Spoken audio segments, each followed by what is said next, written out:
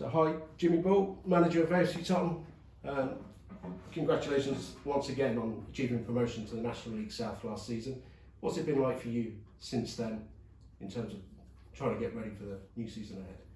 Normal, really, to be honest. It's the same sort of processes you go through. It's just a different league with different challenges, but fairly normal.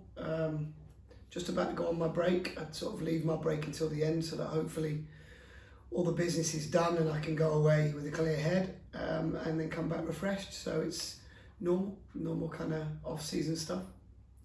So inevitably at the end of each season, during the close season period, there's a certain amount of player churn, and we've already seen a few players depart in AFC Totton after serving the club very well. Yeah. What would you like to say about those? It's a tough part of the season. It's a tough part of the job, probably the worst part of the job. You've got players that you love and you care for and who've done so well for you that you want to keep them all. But you also have to strengthen the squad, and it's impossible to do both with the financial constraints that I'm under. So unfortunately, you see good men, leave the football club, which is sad and hard. But they know it's not personal, it's professional, and they go with my love and care, and I'll always be there for them if they need me, and I'm sure the club will as well, because we respect what they did for us. But it's part and parcel of the game. It's not nice. It's without a doubt the worst part of my job. So on to our pre-season programme then. We've already announced friendlies against Winchester City and Sholing. Yep. And we'd shortly, well, by the time this video goes out, we would have already announced the friendly with Aldershot on the 22nd of July. 2nd of August. Aldershot on the 2nd of August. Oh, sorry, it's Weymouth, 22nd of July. Weymouth on the 22nd, yeah. So we would have announced that one by then. And we've got some other friendlies lined up, which we're just waiting to confirm with the opposition. Just finalising times and things to make it work for everybody. That's what pre-season is about. Yeah. It's about minutes. I don't get carried away with results. It's about minutes. It's about getting the squad through unscathed, which is the biggest priority in pre-season. No injuries. Unfortunately, last season we had that injury to BENJY, which caused him a really difficult season. It was really unfortunate because he was excellent in pre-season. So it is about getting them up to 100% by the start of the season, and injury-free is the only priority in pre-season. It's nice to have good games, good teams come here, in front of our fans. We're going to, local rivals, which is great for pre-season, and we're great for them as clubs. So yeah, I'm happy with the pre-season as it is, and we've still got a couple just to put the final details to. 7 friendlies lined up at the moment, if everybody confirms. Is that, generally speaking, the number that you would ideally go for? 2 midweeks, 5 Saturdays, so plus we'll have a couple of in-house games, like 11v11s early on in the pre-season as well, to get people up to speed. Yeah. So it's well planned out. The pre-season, myself and Beats and Louis Langdown have planned it out.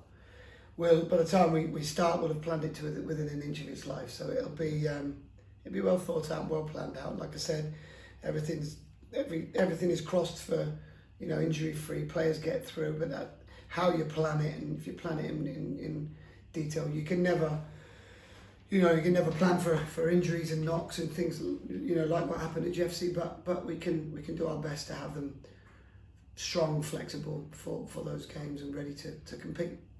Obviously, being semi-professional, you don't get as much time with the players as you would at a professional club. Mm-hmm. Particularly during the pre-season campaign, trying to get everybody back up to full fitness. How restrictive is it? How easy is it to get players? I know we've added another session into their schedule for this season, which helps. I think last season, when we were planning pre-season, I think we only had 12 or 13 actual training sessions with a team to get them ready for a season, which I don't feel is enough. So we've added another session this year, so hopefully we'll be able to put a bit more into them. Obviously, we've got this agreement with Garmin where we have the use of some of their technology to monitor the players' behaviour in terms of their diet and exercise and everything. How important is it that they stick to whatever programme has been worked out for them during the downtime between? Yeah, well, to be honest with you, the downtime since they finished has been that. I've told them to take the watches off and stop. Yeah, their bodies need to shut down and regenerate. Rest and recuperation is massively important. And this season we've had a bit longer than we did last season because obviously the season was different. How it ended and what the time between the playoff semi-final and the final was longer. And we only had about 5 weeks off last season. The National League South is going to start a week later than the division. And it starts a week later, so that's been better. So they should have had a good three and a bit weeks of complete shutdown. Well, not complete shutdown, 2 weeks of complete shutdown, and then start to build up. And by the time they come back in, they should have a good base, and then we'll test them to know where their base is, and then we'll start working them. Certainly online, I've seen a lot of AFC Totton fans sort of speculating as to how well we're likely to do in the National League South next season. And, you know, I think generally speaking, people are expecting, I think we're going to be safely mid-table, that sort of thing. Obviously, I'm not expecting you to predict, but do you have a good idea in your own mind at the moment with the squad that you've got, with people that's having left and a few more coming in? Have you an idea as to where you sort of pitch us in relation to all the other teams in the National League South at the moment? Not really, no. I think I say the same every year, you know, regardless of what league we're in.